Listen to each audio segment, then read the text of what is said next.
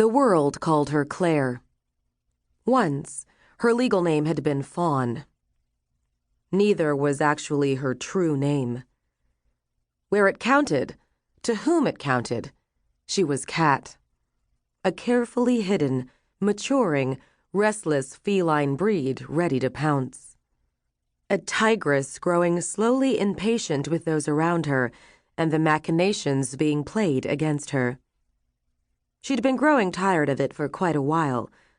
The farce of living as a woman who had actually died as a young girl years before, of pretending to be quiet, studious, and without backbone, had worn her patience away. She had backbone. Once, a geneticist and a Bengal Breed named Gideon, one she had called G, had ensured it. She had a backbone of steel, and it was getting ready to lock into place. Claire should return to protective custody, with the proof that's come to light of her father's crimes against his family, as well as the Breed community. She'll become a target. Jonas Wyatt, the director of the Bureau of Breed Affairs, addressed the group gathered in the conference room of the Navajo Suites Hotel, just outside Window Rock. He wasn't wrong exactly. What he neglected to mention was the fact that she had been a target since the tender age of 12. It was nothing new to her.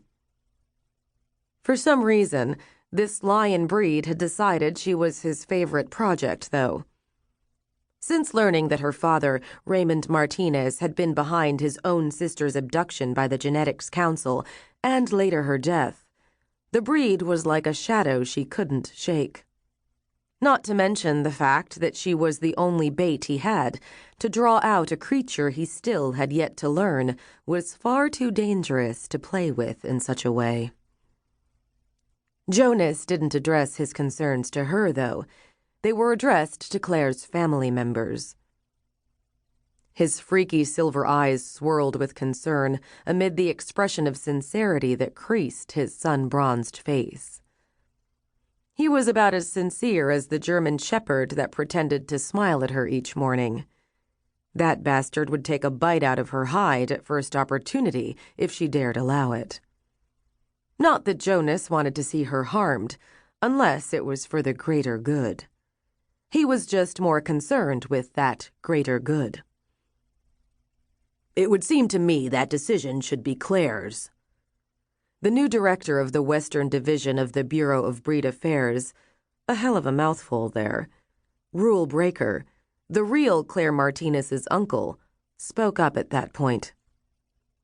Claire had a lion breed for an uncle. Whoopee, wasn't she lucky? Lifting her gaze from her hands where she'd folded them atop the table, she directed it to the black-haired, blue-eyed rule and wondered how much he suspected, how much he knew. Quite a bit, she was certain, though she doubted he'd been told everything. I agree. Her grandfather Orrin spoke up. She's the one who would be confined for the period of time required. She should decide if this is what she wishes. Oh, this was about to get really good. Orrin never agreed with a woman making her own decisions about her protection, not since his teenage daughter had disappeared over 3 decades before. If she had needed confirmation that she was silently being pushed out of the Martinez family, then Grandfather Orrin had just given it. The ache in her chest grew sharper, the heavy weight of grief sinking deeper inside her. I think Claire knows the risks, Jonas suggested, as though he could read her mind. Perhaps he could. It was said he had some mad breed powers going on. Who knew what he could actually do? And those risks would be? The newcomer to the group, a wolf breed, Lobo Reaver, asked the question with such arrogance she had to bite back a sneer. Why don't you explain them before we're asked to lock a young woman away? A young woman who, it appears, has known nothing but restraint all her life, Director. This was so good. Such a classic Graeme maneuver that she'd seen through it the moment Reaver stepped into the meeting. As though she hadn't known where the Bengal was for months now.